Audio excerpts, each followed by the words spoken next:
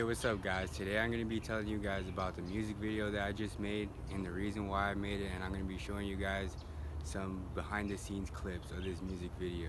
The reason why I made this song was because I felt like I really made this song for people that are addicted to trapping and stuff, and they just they think everything's all gravy because they think that their circle is good. Even though I mean you can have a good circle, but you just never really know. Like, all it takes is just for one person to find one thing out, and then they just say something around the wrong people, and then you got people going after you and stuff. And stuff like this happens all the time and stuff. And this is why I was making this is why I made this song and stuff, and I made everything come out the way it did because I wanted people to really wake up to see what they're really doing and really move smarter if you are trapping, because I know not everybody's gonna listen to me and stuff because I know how addicting that stuff is, and I know it can be fun at times too when you start making like good money and stuff, and like, I don't know, just certain things about doing that is fun, like if you're selling weed and stuff, like everybody fires you up and stuff and all types of things. But I'm not really trying to talk about that part of this. I'm just trying to talk about the parts that just makes it really not worth doing it, really, because you never really know what can happen. Like, anybody, even your own friends, can change on you once they find out that you have a certain amount of money and stuff, and you might think you're okay because you have a gun and you let people know that you have a gun, but everybody really doesn't care about guns. Like, for some people out there, some people see that you got guns and you got weed and you got money, they're just gonna wait for you to not be home to hit the lick on you and stuff. Like, people see you even more as a target, especially if you got a gun that they really want. Some people don't really care. Like, there's people that strictly go out there and rob people that have guns. So like, there's showing a gun really doesn't do nothing. It just, for some people it does, but for some other people it won't do nothing, like, at all. They'll just make sure you're not home when they go and hit a lick on you, pretty much. And I'm just saying all this because a lot of people nowadays are flexing like enough money to get you killed, like well over enough money to get you killed. There's some people that'll kill you over $1,000 out here. So I'm just trying to wake people up to stop flexing so much money, because that doesn't bring nothing but fake people around you and people that will kill you over that money. So I'm just trying to like really just wake you guys up to see. Well, this is really this music video, or this whole subject that I'm talking about right now, is really for people that are trapping out there and they think everything's all gravy when everything can flip. Like, there's all types of things that come with that. Like, not only the robbers are watching you and stuff, but people are talking about you. Then a whole bunch of people start talking about you, and it might get to the wrong person and they might snitch on you, and you got cops watching you and stuff. Like, or you might not have them watching you, but if something like that happens, then you'll have cops watching you and stuff. And it's just an all around like paranoid ass damn thing to be dealing with when you can literally be making money a different way and stuff. And I'm not trying to talk down on nobody because I've been trying to make money different ways too and stuff, but like, all I'm saying is really think about the consequences of what you're doing while you're doing it, before you do it too and stuff, because you might just get blinded by the money, and after that you're gonna be moving all types of fucking funny and shit. And on top of that, after a while of trapping, you do start getting a little bit more comfortable with the way you move. And then I've seen it, some people, they'll just start serving you anywhere. Like, they'll literally serve you right in front of people, not care about it, and be like, oh, they're good. But you never really know who's really around you like that. Like, there is some people that will call the cops on you and stuff, and there is some people that are really watching your pockets and they're acting cool around you, but they're really just watching your pockets. And all it takes is for you to say something like, oh, I got 30 bands saved up. And after that, bro, you're gonna start seeing cars driving down the street, cars that you never seen just creeping, posted up, parked by mailboxes and stuff, and all types of weird shit, bro. And it's from talking too much, and that doesn't really do nothing for you. Like it's just this game. It's a messed up game, bro. Like the streets don't love nobody, bro. Is all I'm saying. Like money, a certain amount of money can really turn somebody that you're like this with to like this with, like for real. Like that's all it really takes. Like, bro, I've been through a lot of things in my life, and I even been robbed before. Like one time when I first started selling, I got robbed for like a QP one time from somebody that acted cool with me and stuff, and he just really was a sherm, really. Like he just tried me on some like act cool the whole time with me, buy here and there from me, and then he just fucking he robbed me with a gun and shit. And I could tell that he was really gonna shoot me because when he robbed me, like he had the gun like close to him, he didn't have it out or nothing. So I know if I would have like went like that or something, he would have shot me, because he had it like right here. So if I hit it, it's just gonna go right back here, and he was probably gonna shoot me and fucking run off on some fucking crazy shit over a QP. It was like a QP cost at the time, it was like I probably paid like 600 for it, maybe like 550 or something like that for it. And it's just stuff like that is what I'm talking about. Like you never really know who you're around or who you're really dealing with, because you meet all types of people too from doing this. Like more and more people that you don't even know from friends of friends will start coming in, and then you at one point will have a whole different clientele from when you first started selling weed and stuff. And it will like literally, or for whatever you're selling really, because that's how it is with everything. Even though I only really sold weed like that, but I'm just saying everything shifts and stuff. Even like, bro, it's just crazy like how certain people are, bro. Like they like people really don't want to see you do good. Like certain people, they'll act cool with you until they see that you're doing good. Then once they see that you're doing good for yourself, they will like cut you off because of nothing but jealousy and stuff like that, bro. Like this stuff is really crazy, bro. Like it comes with so much stuff that I feel like a lot of people, they don't think of. Like I know at the time when I first started selling, I didn't really think of too much of anybody trying me, because I feel like everybody around me was close to me and stuff. And it just, man, things can get really real. Like one time, I gotta tell you guys a story about this, because it's a crazy story. But one time when I was younger, my brother used to sell weed. Like before I even started selling weed or anything like that, my brother used to sell weed and shit. And one time when I was like 13, I came home from school, and my brother was sitting in the driveway, and there were some people there. But I didn't think nothing of it, because it was always like that. There was always people in the like the driveway chilling and stuff. And I just walked by him. I said what's up to everybody, and I walked inside. But like just something felt weird inside my stomach. And I just, like, the way my brother told me to go inside was like, I don't know, man, something's up. So I looked out the window,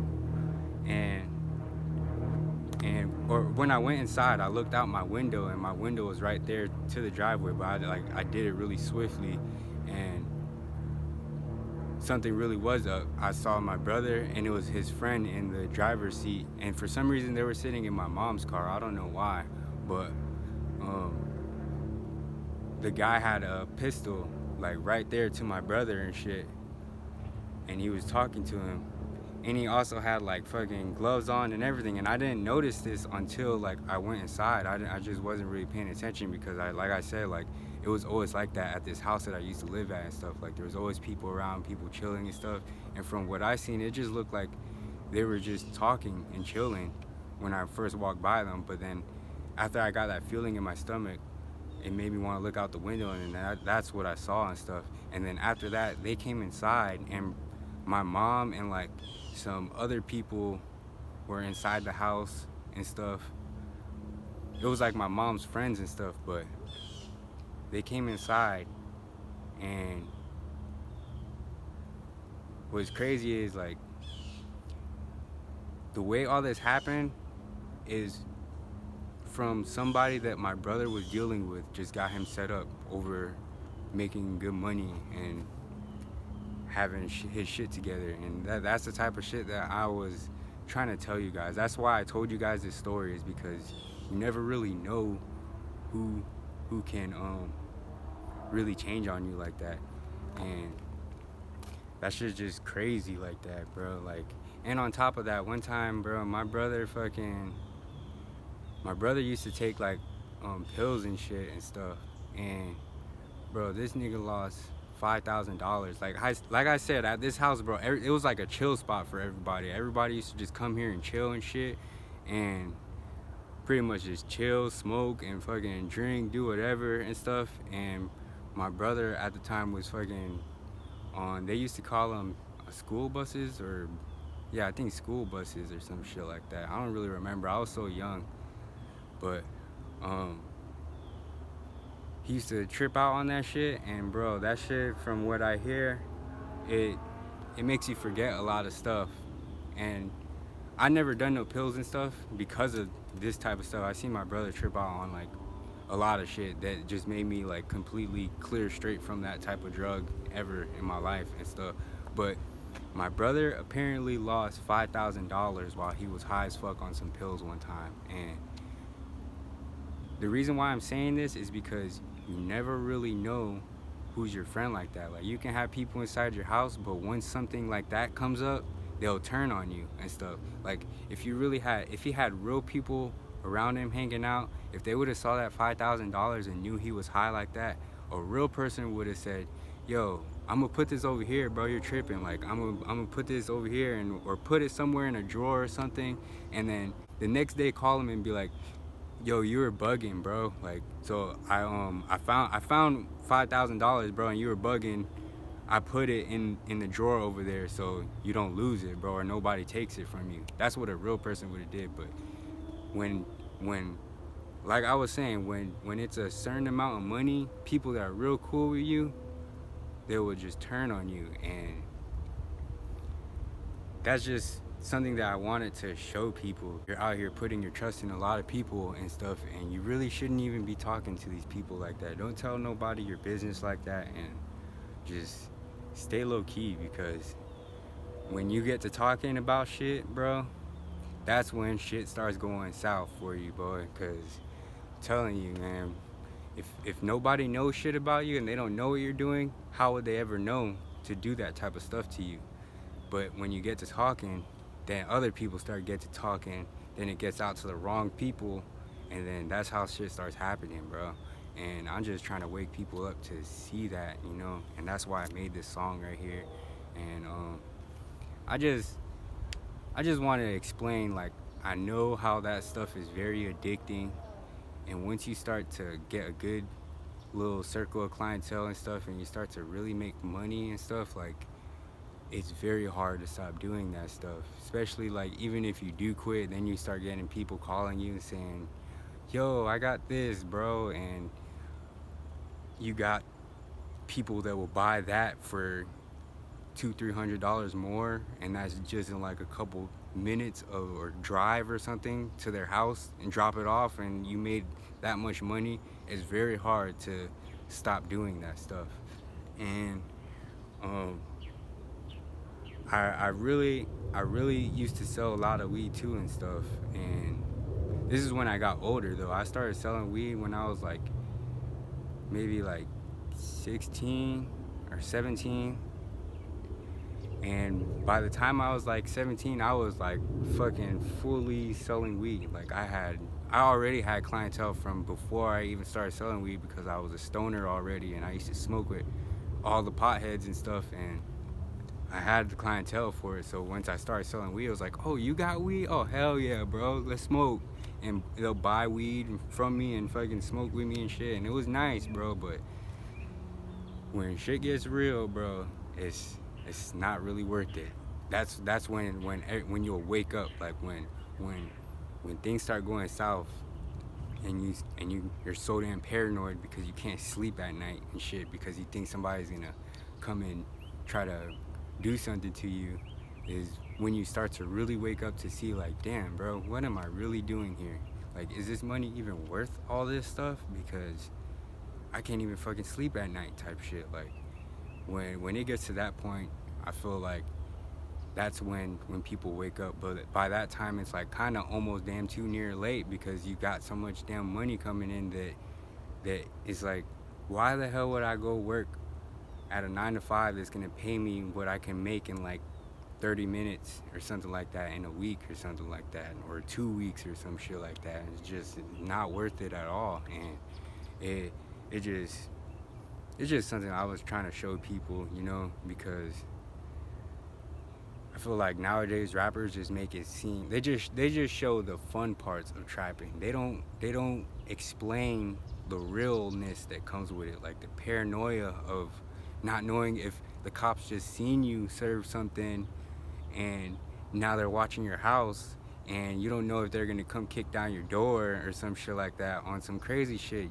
They don't talk about, like, not many people talk about that type of stuff, because there is some people that talk about that stuff, like Gucci Mane talks about like stuff that actually really happens and stuff. And another thing I want to say too is, when I was younger, bro, my house was like, it was like that the chill house that I was telling you guys about, and everybody used to go there and stuff. And bro, there's been a few times where the cops would knock on my door. We would just turn everything off and just not open the door and act like nobody's home, like a few times, bro. And that type of like paranoia that comes with that is just like the worst, bro. Like, I remember I would even lay down on the floor, bro, because I don't want the cops to see me through the windows or nothing like that. I would have to lay down, bro. I feel my heart on the floor fucking beating hard as hell, bro. And it's just like, bro, this shit is just not worth it, bro. All I'm saying is, bro, that stuff is just not really where it's at. You're risking of getting caught so much, you know, like back to back, every gram that you sell, you're risking getting caught. And shit gets real out here, bro. Like, really real, man. All I know is, man, the feds will set people up too. Like, they really do. Like, those shows that they have on TV of people buying drugs from the feds and stuff is real. Yeah, I had to move spots because somebody came to the spot that I was at, and I didn't want to be talking about all this out loud, like right next to them and stuff, so I moved. And I gotta tell you more about the house that I used to live in, because that house that I was telling you guys about was just really lit. But where that robbery happened at was somewhere else. It wasn't at this house, but that house was like that too. My house was like, all my childhood houses were like fucking houses that were like party houses where people would fight. You hear people yelling, music playing loud as a motherfucker, and the cops always fucking coming, knocking on the door and shit, and all types of crazy shit. Shit can get real, bro. Like, you never know, man. Especially with people too. Listen to your intuition, bro, because your intuition never lies to you. Like, every time I had a bad gut feeling, and I had to learn this the hard way. I never really used to listen to my gut feeling until the bad things started happening to me and stuff. And I'm just saying this because I'm just trying to help anybody out there, you know. I know that this stuff is addicting and it's really hard to not do and stuff, and I just wanted to wake you up to see what you're really doing and really put your mind on another page. All I'm really saying is, it's really not worth it. Like, the type of paranoia that stuff comes with is not worth it. Like, I don't even sell weed no more, and from the things that I've done, from just getting into that stuff, I'm still paranoid from from the things that I've done because of getting myself into that type of stuff. And my sleeping schedule is like, I feel like it's messed up for life because of that. Like I just like I don't sleep at night, like for real. Like at nighttime is like my awake time for for me. Like I'm awake like most of the night, most of the time. Unless I'm with a girl. Like for some reason when I'm with a girl, I'll fall asleep way easier. If I go to sleep, I'll wake up in the middle of the night and I'll stay up like the rest of the night. Like I'll literally take cat naps. I used to take cat naps when I was trapping too. Like I used to like literally, like it was so bad. Like now that I think about it, I don't even know how the hell I used to do that. But like, bro, I would literally stay up the whole night, the whole day, and like around 6 o'clock, take like an hour nap, and I'll be up the whole night, the whole day, the next day, like trapping and stuff. And I just don't know how I was doing that. And it's the paranoia that stuff comes with. It just don't let you sleep. But for some people it's different, you know, they don't see things clearly. Like at the time, you know, I did see things clearly too, like then too, because I know how shit could get real because of my brother and stuff. But like if that stuff never happened, which I'm sure like for a lot of people that I'm talking to right now, that type of stuff that happened to my brother while I was young didn't happen to you, so you don't really know really what this stuff really comes with and the type of people that it really comes with. Like there's some really dangerous people out there. Another story I want to tell you guys is when I bought my first car, I used to hide my I used to like bag up a few ace in there, and then I would hide it somewhere in the car. I had a good hiding spot in there and stuff. And I showed one person that shit, and then like a few days later, I woke up the next day and stuff. Well, I don't even think I woke up, bro. My alarm. Oh yeah, my alarm of my car used to just go off randomly, like all the time and stuff, in the middle of the night and stuff. But I used to stay up, so I would just like beep it off and stuff. But one time it turned on at night, and I didn't think nothing of it, and I turned it off, and I didn't even go outside or nothing. And then the next day, I went outside to get in my car and stuff, and my window was completely down. And I feel like from my alarm going off, whoever tried to take my shit ran off because they didn't take nothing. I had like a whole bunch of ace in that little stash thing that I had. When you let people know stuff, they'll turn on you, you know, and they'll do things that you would never think that person would do, because that's what that money do.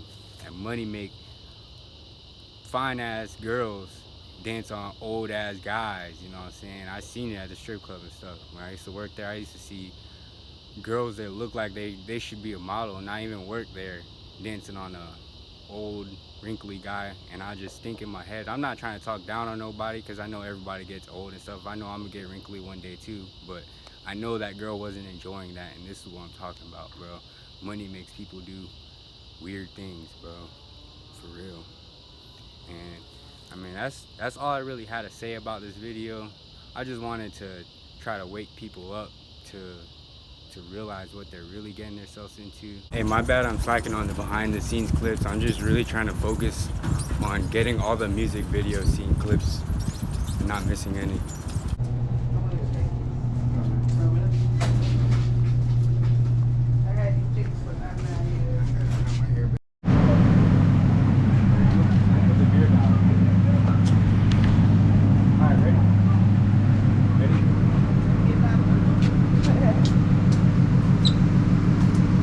That tripod though, that thing's pretty lit. Like I really feel like I don't really need a filmer no more, really, except for like on like clips that I want to like get like rolling. I can't get those with the tripod, so I gotta get somebody to film that. But it's usually like one clip that I want like that filmed or something, or maybe 2 or 3, so it's not really that serious. It's not like it's the whole video or anything. We're on 7th Ave right now. Hey, right now I'm headed to another spot that I'm gonna film at, and I'm gonna show you guys what this tripod is about. I really didn't think it would be this tall when I bought it. Bin Laden, acting too tough and my niggas go rob 'em. Scope on the air, I spot 'em, I got 'em. I'm a real slime on my niggas is violent. I'm a real slime on my niggas got koala. Free the Brim Reaper, nigga, free the Black Wilders.